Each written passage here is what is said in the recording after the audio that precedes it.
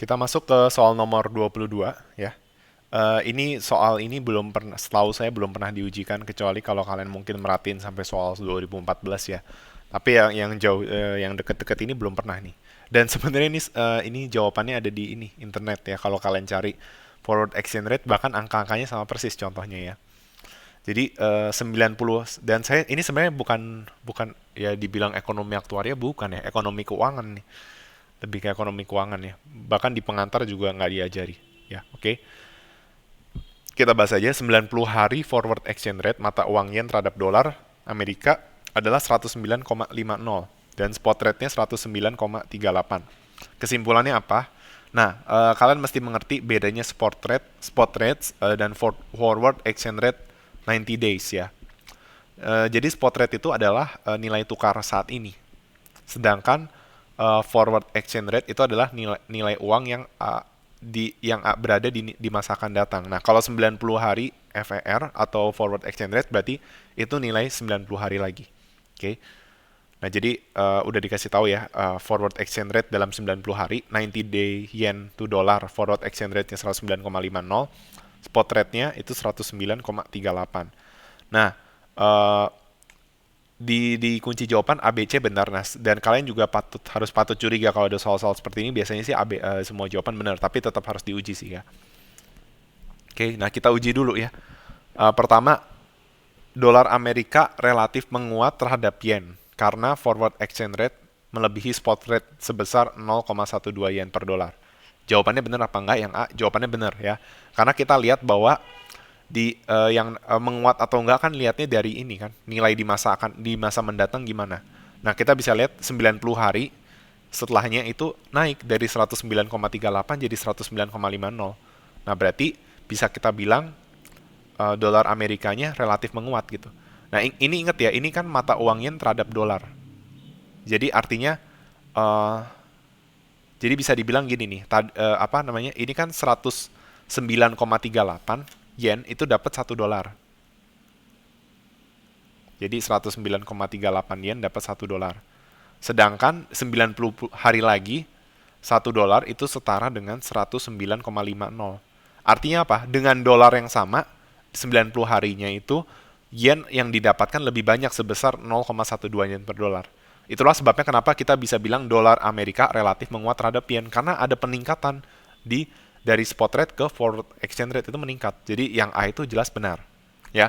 Nah, yang B ditanya annualized forward premium yen adalah sebesar 0,44%. Nah, kalian mesti mengerti rumusnya dan mohon maaf saya nggak akan jelaskan terkait rumusnya karena saya bukan spesialis di ekonomi keuangan sebenarnya, ya. Tapi rumus dari annualized forward premium itu adalah foreign exchange rate itu dikurang dengan spot rate dibagi dengan spot rate. Ya dong kan konsepnya adalah pertumbuhan exchange rate ya. Inisialnya itu adalah si spot rate-nya. Ini bukan bukan pakai midpoint formula ya. Formula biasa aja. FER kurang SR dibagi SR. Lalu jangan lupa dikali 360 bagi 90. Nah, ini asalnya dari mana? 360 itu ceritanya melambangkan 1 tahun itu ada 360 hari loh. Bukankah setahun itu 365 atau 366 ya? Betul sih 365 atau 366. Tapi kalau dalam istilah keuangan kita selalu mengasumsikan 1 bulan itu 30 hari gitu. Itulah sebabnya eh, kalau 1 tahun itu jadinya 360 hari asumsinya ya. Sehingga dia tuh mau apa ya? Kan bisa dibilang ini kan pertumbuhan dalam 90 hari gitu. Iya, pertumbuhan dalam 90 hari. Nah, sekarang kita mau konversi 90 hari ke 1 tahun. Berarti logikanya harus dikali 4 dong. Karena 1 tahun adalah 4 kalinya 90 hari. Ya, makanya dikali 360 per 90 dikali 100%. Nah, nanti dapat hasilnya adalah 0,44% kalau dibulatkan. Itu adalah annualized forward premiumnya. Nah, berarti opsi A dan opsi B benar. Nah, sekarang opsi C. Dikatakan yen diperdagangkan relatif lebih murah karena forward rate terhadap dolar lebih rendah dari spot rate terhadap dolar. Sebenarnya opsi C tanpa kalian lakukan perhitungan itu udah bisa dijawab benar. Karena di opsi A dibilang, opsi A kita udah setuju bahwa dolar Amerika relatif menguat terhadap yen. Ya, yang namanya apresiasi. Jadi gini, ketika ini kita bicara hubungan antara dua negara ya. Kalau seandainya dolar Amerika itu menguat terhadap yen, berarti dolar Amerika apresiasi terhadap yen. Ingat ya, ketika dolar Amerika apresiasi terhadap yen, bukan berarti dia apresiasi terhadap semua mata uang.